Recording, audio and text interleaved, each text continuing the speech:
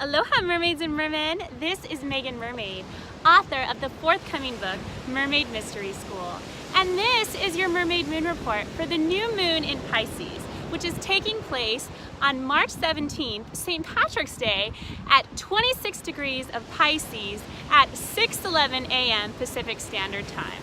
So as always with every moon, you're going to want to check where 26 degrees of Pisces falls in your chart to figure out how this moon is going to affect you personally. But for all of us, Pisces is a beautiful, compassionate, loving water sign, which is why I'm here at the beach today to celebrate Pisces.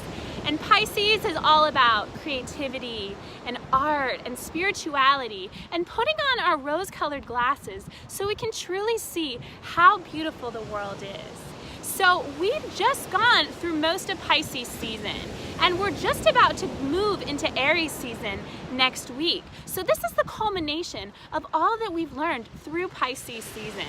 We've been developing our hearts, opening our capacity to love and to forgive and to have compassion for ourselves and for others. So now that we've developed those spiritual gifts, we can use them in a creative way. And that's what Pisces teaches us, taking those things that we've gone through and turning them into something beautiful. So this is the time in new moon where we create our intentions for the lunar cycle to come. So for the next 28 days, think about this. How is Pisces going to play a role in your life? How are you going to incorporate intuition and emotional healing, which is what Pisces is a part of? What artistic project do you have going? What spiritual endeavor do you want to pursue? Maybe there's a new class that you can take. Some way that you can really connect your spiritual nature with your physical nature. And so Pisces is asking us, where in our lives can we flow a little bit more by surrendering to spirit, surrendering to the higher plan, and trusting that when we serve others, when we give to others, and when we sacrifice our little plan for the big plan, we get so much more out of life. But we do want to be careful because as the moon is going to be conjunct to the sun, which means that our personality, our basic drive, and our emotions are going to be filled with water, but at the same time, this moon is going to be squaring Mars in Sagittarius at 29 degrees, which is the crucial degree before it moves into Capricorn on Sunday. So we're squaring off with that artistic, compassionate nature that we have in Pisces, and that wanderlust part of us, that part of us that wants to be free. And so if we're not allowing ourselves to be free, to express ourselves creatively, to extend compassion to ourselves, then that feeling of being caged in may be coming up for you. And it's not to tell you that you're doing something wrong, it's to tell you that maybe you could be a little bit more comfortable if you're following the voice of your heart. And so with Mars in Sagittarius squaring the moon in Pisces, we really want to be careful of the things that we say. Sometimes with that Sag energy, we can kind of put our foot in our mouth, and though we may be saying something that's true, if we don't deliver it in a way of tact, of diplomacy, of kindness, it's not always going to be received in a positive way. So be mindful of that during this moon and think before you speak.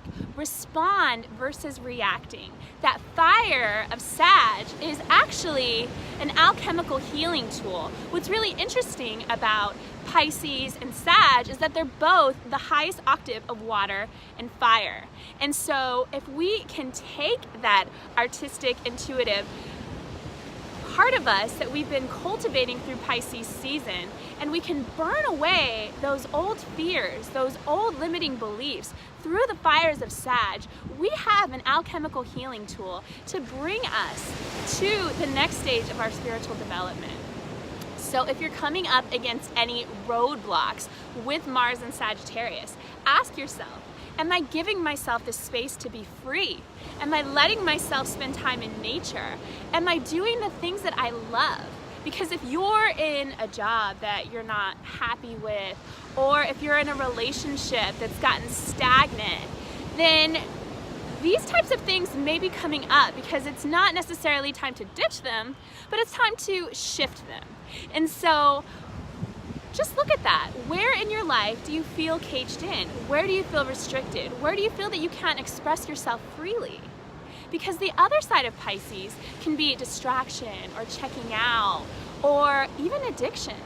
And so we want to be really careful in this energy that we're using it with discernment. So be mindful of the people and the situations that come into your life this week. And just check in with your body and your mind and your heart. And if it feels good, go for it. But if you're not sure, if there's even a little bit of hesitation, just wait.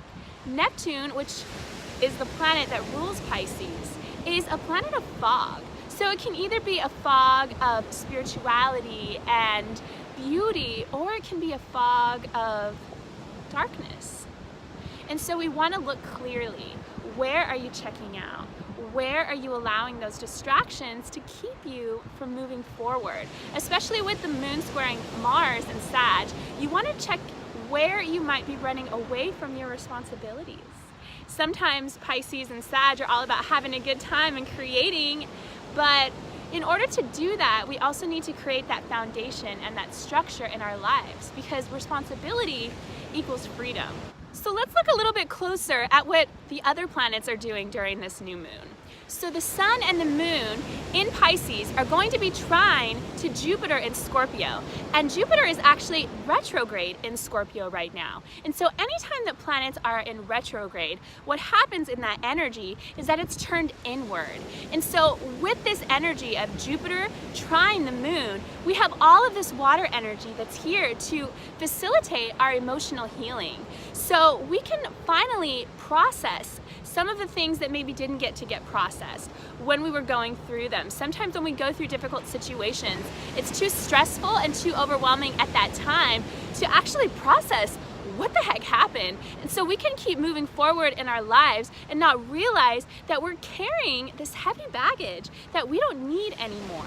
So take a step back and spend some time alone during this new moon. Journal, write, create, dance it out. Remember, Pisces is all about being the artist of our life. And so in order to do that, we need to use alchemy.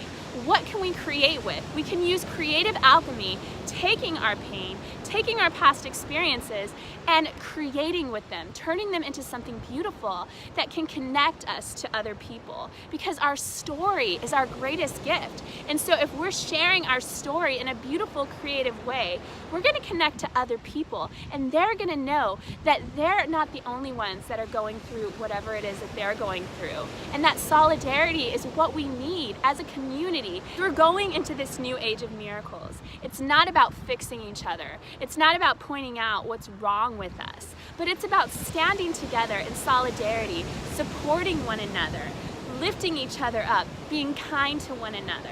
And that's what Pisces can teach us, that all-encompassing unconditional love, where we can truly forgive those people that we're still hanging on to, those problems, bitterness, resentment, jealousy, whatever it is.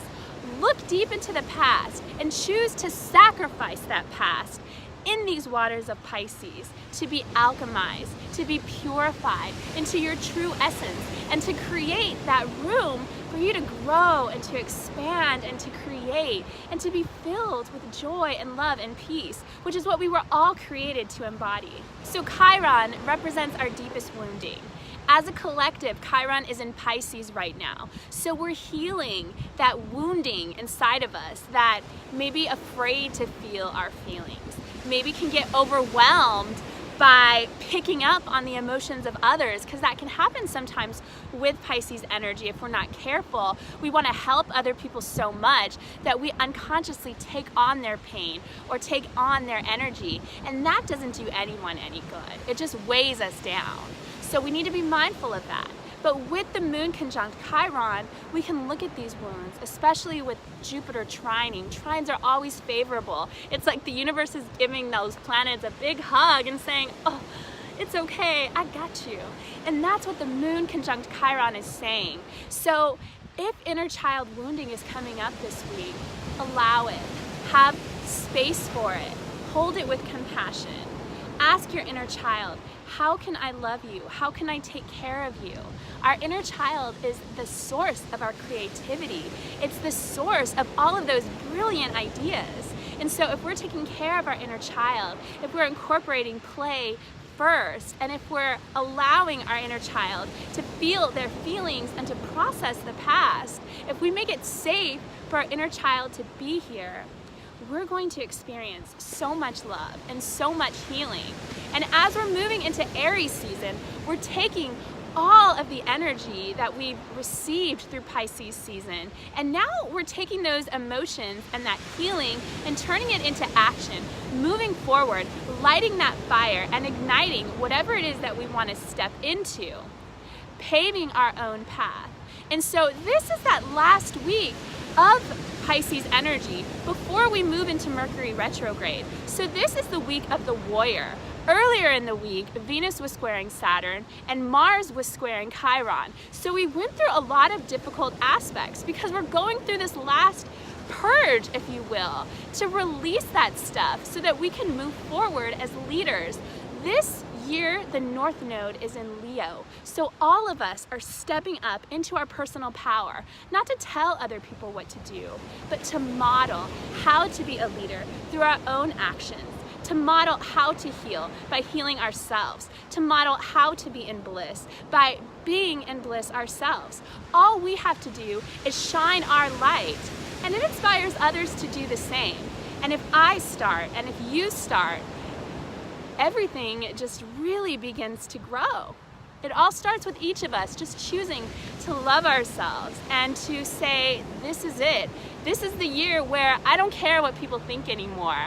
I'm standing in my power and I'm doing what I love, because we don't have time to do anything else. We don't have time to worry what people think of us. We gotta get down to business. We're not gonna have this window forever. The North Node is gonna be moving in November into Cancer, and we're gonna take more of a nurturing and home approach. This is the time where the universe is really facilitating the growth of our personal power. And what's great about this new moon is that Mercury and Venus are both in Aries, and they're going to be trine to the North Node in Leo. So our minds, Mercury, and our heart, Leo, is going to be trining the North Node. And remember, we said trines are like a big hug from the universe? The North Node represents our divine purpose. So what we can do in this new moon energy is heal any limiting beliefs about us stepping into our personal power. So this is a time to heal our hearts. Where are you looking for that outside approval instead of finding it within? Where are you looking at others to validate you rather than validating yourself? This is all starting with us first. Choosing to approve of ourselves, choosing to trust ourselves, choosing to follow our heart, and trusting that as we do that, the universe is carrying us. Joy is the highest vibration, and that's what Leo teaches, and the North Node in Leo is teaching us to create and to celebrate and to have fun and to be leaders of this new age, showing people that we don't have to suffer anymore, because in order to raise the vibration of the planet, it starts with us. It starts with us creating our own joy and creating the space for other people to have their own joy, have their own passion. And so it's not about focusing on what needs to be fixed, it's just creating more beauty, more love, more light, more truth, and saying, hey, come to this party. This party is way more fun than the let's talk about what's wrong with the world party. I don't want to be a part of that party. I want to be a part of the positivity party. That's what the North Node in Leo is saying. Get positive, get happy, and in this Pisces energy, become the artist of your life. And you do that by taking responsibility for every action, every thought, taking control of your power by taking control of your time, and creating those boundaries and the foundation that you need for that Pisces energy to flow. So really just creating that space to facilitate flow and not get lost. Mars is going to be trine to Uranus during this full moon. So there may be some unexpected surprises. You may get a new opportunity or meet someone new that could be connected to your purpose. So this visit new places, try different things, and expect the unexpected. But at the same time, Uranus and Aries is also going to be squaring Pluto and Capricorn. So if we're not doing those things that make our hearts sing, then those surprises may not be so welcomed. And if anything unexpected is coming up for you, as always, we look at it and we have gratitude for it, because every experience is a lesson that's teaching us something about ourselves. So look at the people that are coming into your life, look at the opportunities, and check in with your body to see how you feel. And again, if it feels good, go for it. If you're not sure, wait. So, in this new moon in Pisces, we have so much energy for healing, for self-expression, for beauty. Continue to focus on those things. That's what the world needs. Keep creating beauty and don't look back. So if you're interested in the services that I offer, please visit my website at meaganmermaid.com. And until next time, angel wishes and mermaid kisses. Love you all, mermaids and mermen. Have a wonderful, wonderful week. Happy new moon!